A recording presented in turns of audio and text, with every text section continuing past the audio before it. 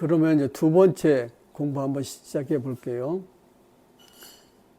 고대 인도인들에게 그 유통되던 실체론 두 가지만 소개해 볼게요. 네 가지가 있는데 이 두 가지를 이해하면 두 가지는 그냥 이해가 돼요. 첫째, 정신적 실체를 주장하는 사람들을 자아이론가라고 그래요. 자아이론. 자아이론. 그 다음에 물질적 실체를 주장하는 사람들을 뭐라고 하냐면 물질이론이라고 그래요.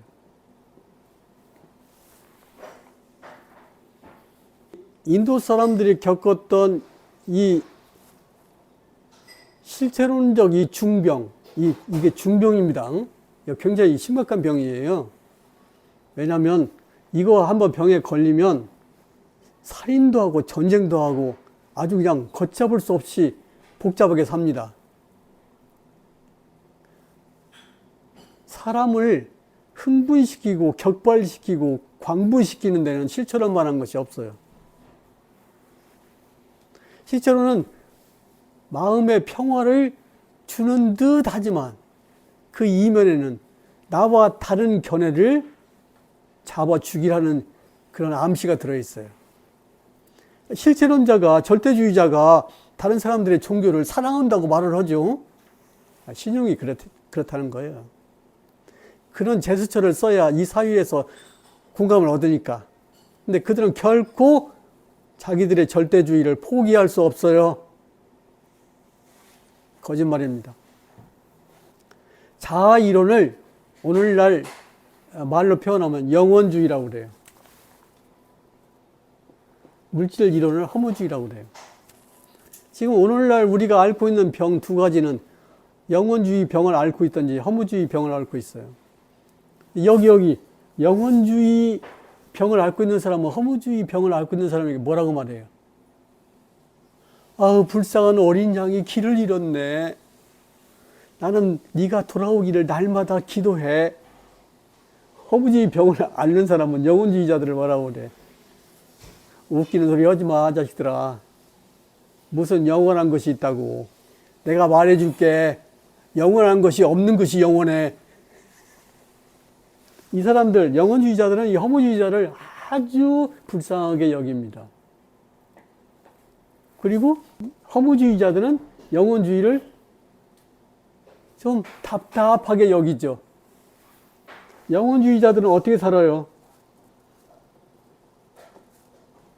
고행을 덕목으로 알고 삽니다.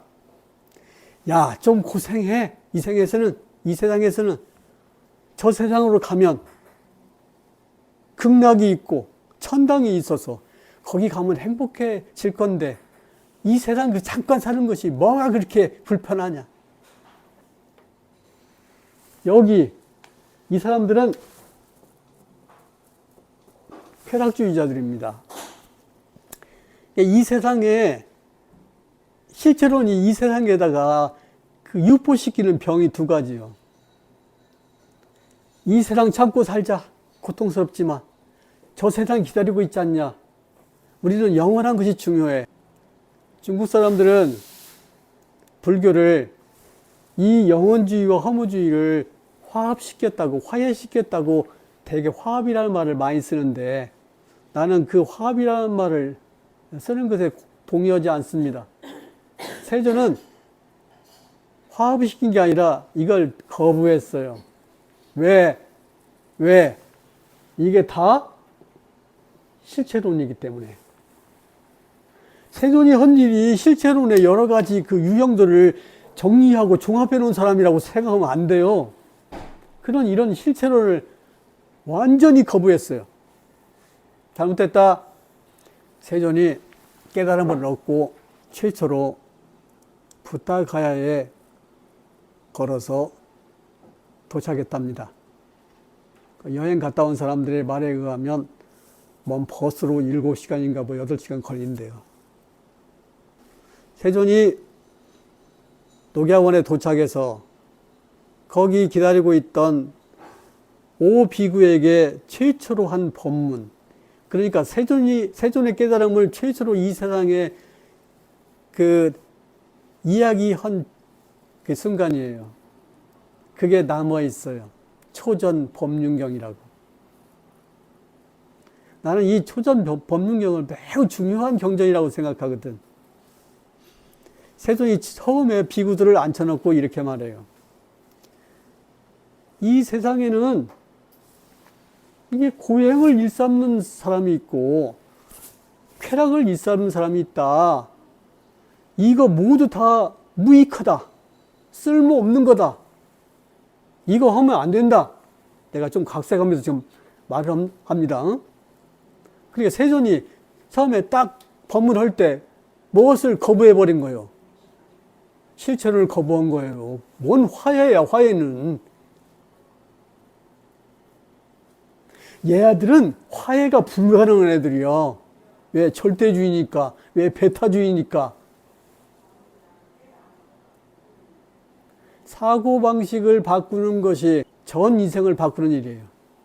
이렇게 고행을 일삼는 것, 쾌락을 일삼는 것을 거부한 다음에 뭐라고 말씀하셨냐? 이것이 무익해. 쓸모가 없어. 그리고 성현이 할 짓이 아니여. 왜냐하면 그 당시에 성현이라고 하는 자들이 이런 일을 일삼고 있었다는 거지. 오늘날 인도에 가도 이런 사람들이 많대요. 무슨 뭐 선인장 가시 위에서 막 누워서 막 하루 종일 있는 고행을 하고. 그래서 왜 하냐고 물어보면 나중에 죽어서 영생을 얻기 위해서. 아, 그 신념과 믿음은 갸륵하죠. 근데 그거 해가지고 깨달음을 얻을 수 없다. 그리고 나서 이렇게 말합니다. 세존이. 나는 이 양극단을 떠나서 중도로 법을 살았는데 그 중도가 팔정도이다. 이렇게 말해요. 엄청나게 중요한, 그냥 딱 말을 시작했는데 이상하게 깨달으신 분이 나타나서 말을 했는데 그냥 일소리 그냥 사자같이 용맹스럽게 울부짖는 말이 이 말이에요. 고행주의에 빠져서 허덕거리지 마. 쾌락주의에 빠져서 허덕거리지 마. 이거 굉장히 무익하고 중병 걸린 거야. 내가 그대들의 의사로서 치유를 해주겠다. 중도라는 것은 뭔가를 이렇게 절충하는 것이 아니라고. 만약에 이것을 절충해 놓았다면 인도에 그 당시에도 이 절충하는 종교가들이 있었어. 그 사람들이 그거 먼저 했겠네? 아니에요. 거부했어요. 거부했다고. 여러분은 두 가지 중에 하나예요. 날마다 1000배를 하다가 한 3년 했더니 무릎이 까져가지고 연골이 다 닳았대. 그랬더니 나자빠져갖고 뭐라 그래. 1000배씩 나 3년이나 했어. 다 소용없대요. 그냥 편안하게 살라고. 여기 있다가 여기 오고 여기 있다가 여기 가고. 근데 이게 고행을 하면 조금 효과가 있어요. 왜 그러냐면 사람은 고통을 겪으면 이게 행복하게 하는 물질을 분비해버려요. 우리 몸이 그렇게 돼 있답니다. 그러니까 어떤 극심한 고통 속에 들어가면 참아요, 그냥. 참으면 어떻게 돼? 우리 몸이 알아서 살기 위해서 행복의 물질을, 그게 물질이 뭐라고 하더라? 아드레날린인가? 뭐 그 분비를 한대요. 그러면 그 고통의 물질이 중화돼가지고 행복하대요. 저걸 해보세요. 2000배, 3000배 할 때 머리가 터지지. 금방 터져 죽을 것 같아요. 살이 다 찢겨가지고. 그런데 그때 이렇게 생각하면 승리자 같아요.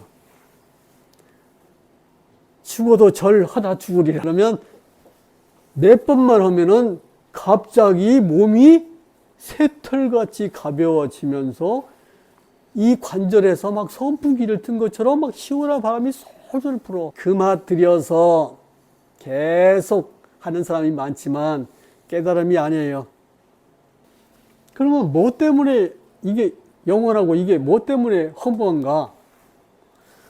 여기 자아 이론가들은 죽어도 죽지 않는 정신이라는 실체가 있다는 거예요. 죽어도 안 죽어요, 정신은. 근데 정신이 죽어도 안 죽는다는 주장을 할 수 있는 건 뭐예요? 죽었을 때 정신이 죽는 것을 본 사람이 없거든요. 정신도 함께 육체 옆에 자빠져갖고 죽어버리면, 정신도 죽네, 이랬을 텐데. 육체가 죽는 것은 알겠어. 육체가 썩는 것은 알겠어. 근데 정신은 본 적이 없어. 그러니까 그놈이 영생한다고 하는 거야. 그래서 영원주의야. 이 사람들은 죽어도 죽지 않는 영원히 사는 정신적 자아가 있기 때문에, 정신적 자아라고 그랬어요. 정신적 자아가 있기 때문에 이 세상을 도덕적으로 살아야 합니까? 함부로 살아야 합니까? 그 사람들은 도덕을 지키려고 그래요. 그 사람들은 도덕을 부정하지 않았어요.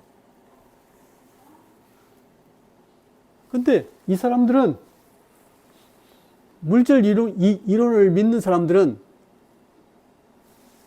지수화풍이라고는 물질이 이렇게 결합하고 저렇게 결합하고 이렇게 쌓이고 이렇게 모이고 해서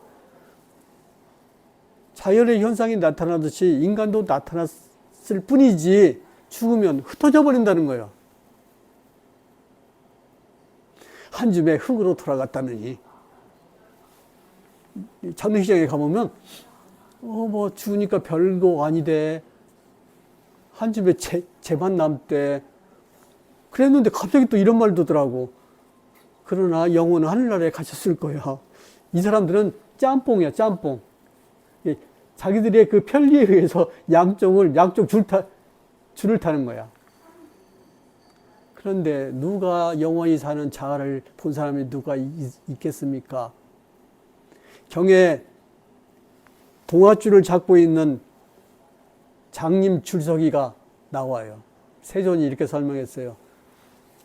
동아줄을 쭉 잡고 장님들이 서 있는 거예요. 제일 뒷사람한테 물어봤어. 영원히 사는 것이 뭐 있다며? 봤어? 물어봤더니 그 사람이 못 봤어요. 앞에 사람이 그러더라고요. 앞에 사람한테 가서 물었더니 또 앞에 사람이 그러더라고. 앞에 사람한테 가서 물었어요. 계속 앞에 사람이 그랬대. 그래서 제일 앞에 사람한테 가서 물었더니 이렇게 대답했대. 책에 적혀 있대요. 이걸 장님 줄석이야. 이 실체를 본 자가 없어. 그런데도 실체를 믿으라고 그래. 그러니까 실체론자한테 가면 여러분에게 어떻게 말하겠어요? 환영합니다, 여러분. 앉으세요. 잘 오셨습니다. 자, 우리들이 하는 말을 믿으세요. 이렇게 말해. 그런데 세존한테 가면 어떻게 말하겠어요? 잘 오셨습니다. 그동안에 고생 많으셨죠? 자, 제가 말씀을 드릴 테니까 보고 알아야 합니다. 믿으세요와 보세요가 달라요. 엄청난 일이에요. 근데 어떤 일이 변할까요? 믿는 일이 변할까요? 보는 일이 변할까요? 사람들은 믿는 게 편해요. 저 바쁘니까 저 믿음이 돈독하거든요. 말씀해 주세요. 그러면 예, 저물주가 창조했습니다. 그러면 감사합니다. 저는 저물주가 이런 방식으로 창조했기 때문에 그냥 살아야 되겠군요. 그런데 믿음이 편한 사람들이 많아요. 네, 자기가 스스로 보려면 골치가 아프대요. 그러니까 그 믿는 자에게 저물주가 어떤 역할을 합니까? 자비로운 역할을 해야지요. 가축을 돌보는 목자로 비유됩니다. 걱정 마, 이 사람들아. 이 변화 속에서 얼마나 두려워 떨고 있는가. 걱정하지 말게. 그대들을 창조한 저물주께서 그대들을 보살피고 돕는다네. 이것처럼 뭐 엄청나게 행복한 정보가 어디 있습니까? 진실하다면. 근데 여기 왔더니 뭐라고 그래? 정진해야 돼. 믿지 말고. 너는 너의 습관을 잘 이해해서 마땅히 어떤 행위를 해야 되는가 만들어 가야 돼. 아이고 싫어. 그냥 차라리 500만 원 드릴 테니까 어떻게 좀 징치고 북쳐가지고 어떻게 좀 해줄 수 없어요? 아니 부적 같은 건 안 쓰나요? 이렇게 물어보겠지. 장사하려면 어느 쪽에 줄을 서야 되는가 잘 알아야 돼요. 장사하기가 어느 쪽이 편한지. 우리는 중병을 앓고 있어요. 영혼주의라는 병, 허무주의라는 병. 이게 오늘날 시인의 한복판을 돌아다니는 사람들이 앓고 있는 병입니다. 이 자아의 이론을 뭐라고 하냐면 영혼주의라고 그러고 상견이라고 해요. 상견, 항상상자. 그러니까 항상하는 것이 있다. 그리고 상주론, 뭔가 그 조물주가 어디에나 상주한다. 그 다음에 이 물질 이론을 뭐라고 그래? 단멸론, 단견이라고 그래요. 그러니까 허무주의죠. 죽으면 끝난다는 거예요. 죽으면 끝난다, 죽으면 안 끝난다. 이 정신주의와 물질주의의 갈등은 오늘날 굉장히 극심하게 일어나고 있습니다. 아마 앞으로 심화될 거예요. 여러분은, 인류는 어느 한쪽에도 오래 머물지를 못해요. 정신주의에 오래 있으면 지쳐가지고 200~300년 지나면 물질주의로 이동해요. 지겹다, 지겨워. 그리고 물질주의에 한 200~300년 있으면 지겹다, 지겨워. 옛날 고향이 그리워. 인생을 잘 사는 방법은 이것입니다. 변화 속에서 변화하는 것으로 사는 방식을 익게 합니다. 그런데 고대 인도인들은 변화가 너무너무 무서워서 변화 속에서 변화하지 않는 것으로 살려고 발버둥 쳤어요. 그 결과는 뻔합니다. 어떻게 그 결과가 일어나냐면 존재에 대한 집착이 지나쳐서 다른 존재를 해치기 위해서 몽둥이를 들고 칼을 들게 됐어요. 이게 모순 아닙니까? 지 존재가 그렇게 사랑스러우면 남의 존재도 사랑스럽다는 것을 알아야지. 실제로는 우리가 갖고 있는 혐오감이나 증오감을 합리화시켜줘요. 그것을 마땅히 너는 혐오해도 돼. 너는 증오해도 돼. 와인버거 국방장관이 이렇게 기고를 했대요. 타임스지에. 오래전에 읽었는데 세상에는 좋은 사람과 착한 사람과 나쁜 사람이 있다. 그러나 착한 사람이 나쁜 사람이 되기 위해서는 반드시 종교적인 가르침이 필요하다. 알아듣겠죠? 응? 왜 그래요? 그에게 도덕적 양심을 제거해버리고 실체론을 세뇌시켰던 거예요. 세존은 어떤 사람이냐면 이 실체론이 모순 덩어리라는 것을 지적하면서 인간이 이 모순 속에서 발버둥치지 않기를 바랬어요. 그래서 그는 연기라는 법을 설해가지고 그렇지 않다. 내가 그대들의 실체론의 족쇄를 풀어주겠다. 그러면 발에 찬 쇠고랑을 풀기 위해서 세존에게로 가야 되지요. 오늘 공부를 많이 숙지하고 숙달해서 이렇게 살면 안 되겠구나. 이런 반성과 성찰이 일어나기 바랍니다. 마치겠습니다.